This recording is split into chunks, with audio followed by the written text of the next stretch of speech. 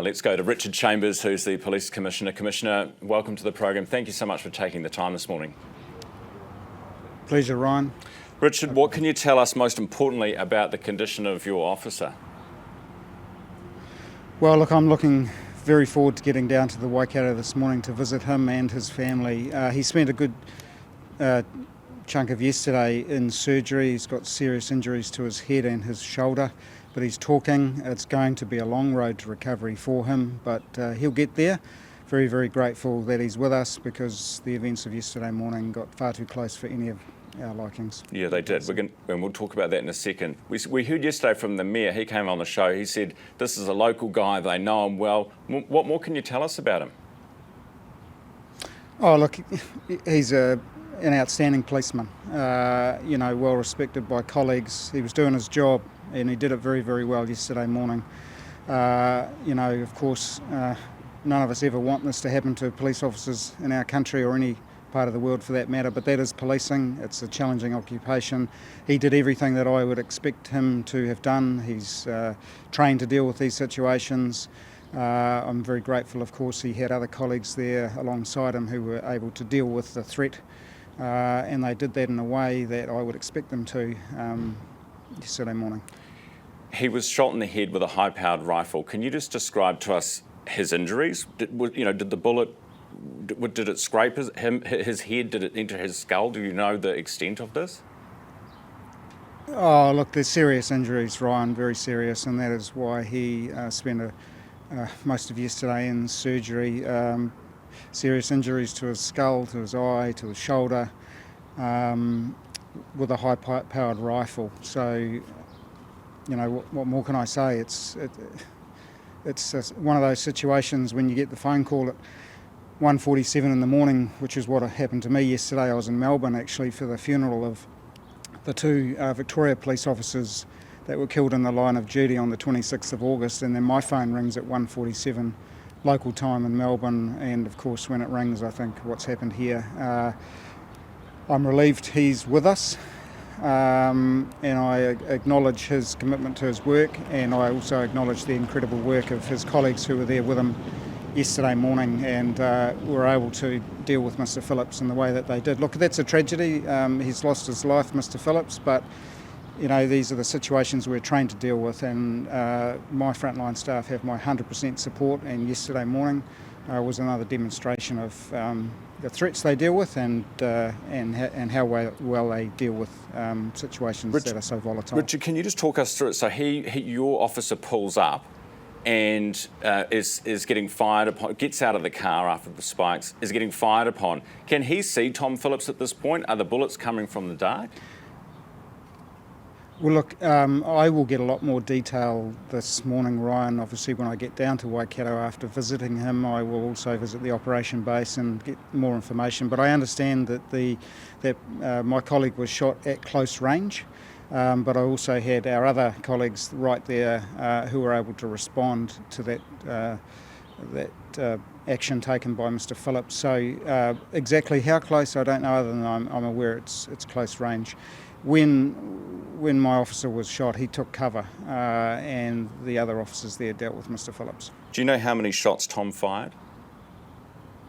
No, I don't at this stage, no, but I am aware there is a large number of bullet holes in the police vehicle that is there. And look, can I say, Ryan, we have always known that Mr. Phillips was armed, he was dangerous, he was a motivated individual, and we have been very cautious for 4 years in how we approach this situation, particularly, of course, given children that have been involved. We've always been prepared and ready to deal with a situation which could have unfolded in the way it did yesterday, and it did. So our assessment of the situation over the last 4 years was spot on. It was accurate, and we dealt with it in the way that we needed to. Richard, did your officer even have a chance to draw his weapon, or was he shot at close range by a high-powered rifle without an arm in his hand? Ryan, look, at that sort of detail is exactly what I intend to find out more about this morning. I can't comment fair enough at the moment. What about the kids? So we moved to the campground now, where the children, or the campsite where the children were hiding out. What can you tell us about it? Can you describe what you know about it to us?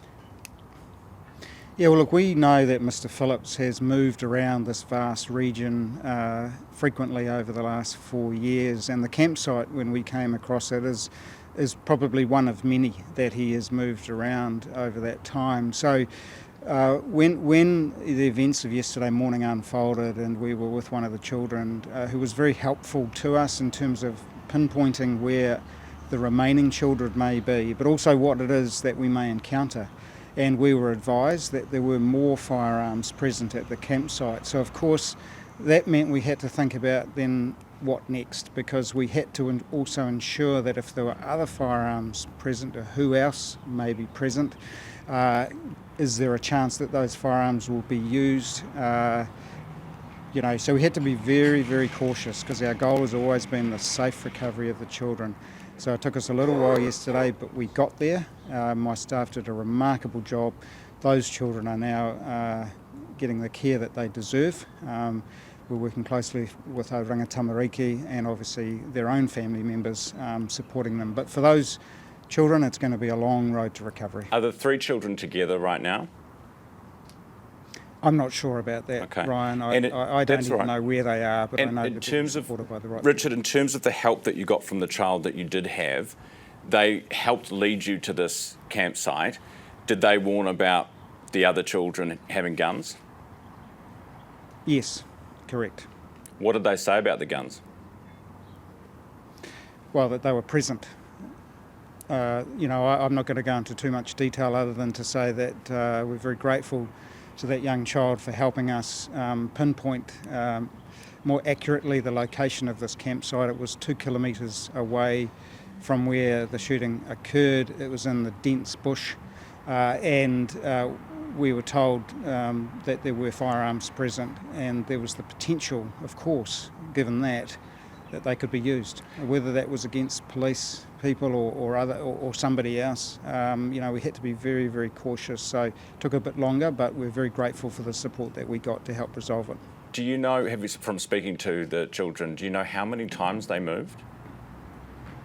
No, that we hope over the next few months the investigation that will continue will help us understand that better. And in terms of the location, was it an area police had searched before? Again, Ryan, I can't comment on that. Look, we have searched this area extensively over 4 years. I suspect that it probably is an area that we have canvassed previously. But I could say that about the whole region. When I've visited my staff in the field and I've watched them do their work late at night, deep into the bush, using technology that helps us to identify people, they have been very, very thorough in the work that they've done. So highly likely that we have canvassed this area before, just like many other parts of what's a very vast and challenging region.